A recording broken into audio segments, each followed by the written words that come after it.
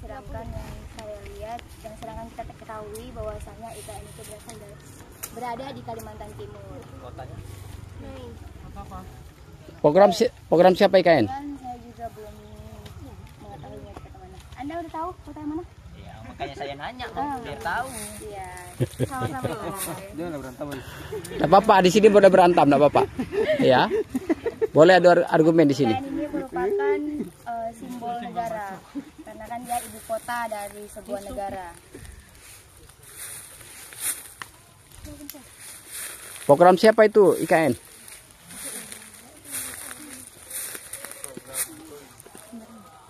Jawablah, jawab. Ayo, 1 menit ngomongnya. Program pemerintah Pak, yang memindahkan ibu kota dari Jakarta ke Kalimantan. Terus apa lagi informasinya?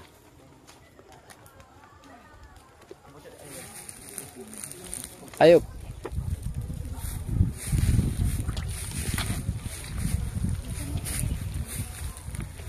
Ini laki gimana laki? Siapa mau menambah? Ah? Ah, depan kalian. Sini depan. Depan kau. Iya. Depan gua. Ayo, jelaskan. Itu dikatakan Pak, program Jokowi ingin memindahkan ibu kota Jakarta ke Kalimantan Timur Pak. Cuman belum tahu keberadaan di daerahnya di mana Pak. Terus apa lagi? Buat apa dipindah ke sana? Karena katanya Pak di situ kan Pak akan terjadinya bencana Pak dari air laut tersebut Pak, yang akan menghancurkan ibu kota negara Jakarta Pak. Jakarta. Iya Pak. Oke. Apalagi mau jelaskan? Selain itu juga Pak, Boleh. Jakarta kan udah penduduknya udah penuh. Iya. Jadi otomatis dipindahkan ke Kalimantan. Oke. Karena memiliki banyak wilayah yang masih tidak digunakan Pak. Oke. Gimana tambahan? Karena kan Pak di situ kan Pak dikatakan Pak di Kalimantan Timur itu kan masih banyak lahan Pak yang masih kosong Pak, masih di perhutanan Pak. Jadi sehingga Pak disitulah dibuat ibu kotanya Pak. Oke. Mau nanya Pak, Ya, tambahkan jawaban, bukan nanya.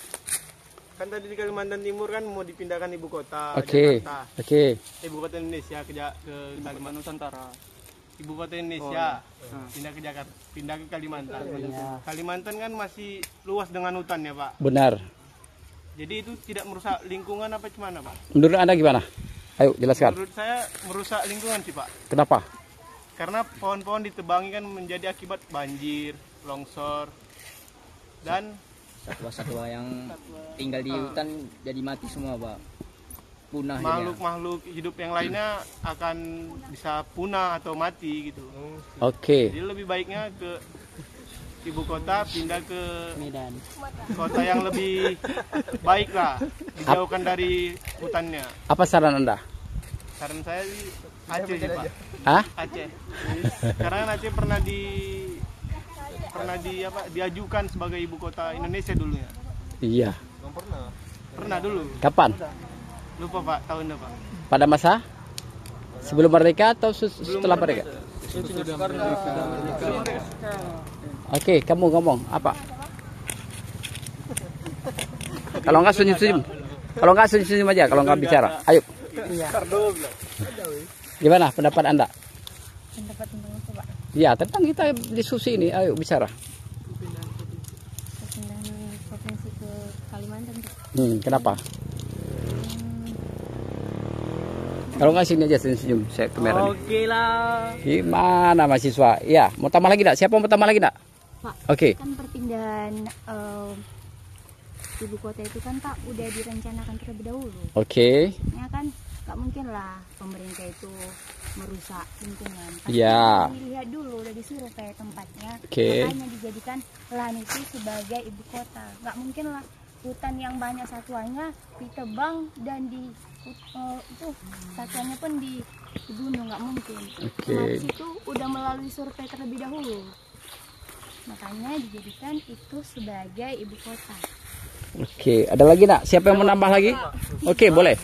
Menurut Menteri Perhutanan akan dilakukannya reboisasi Pak. Oke. Dan luasnya pun tidak terlalu luas Pak untuk menebangan hutannya, dan akan direboisasi di sekitarnya Pak, ditanami penghijauan lagi Pak.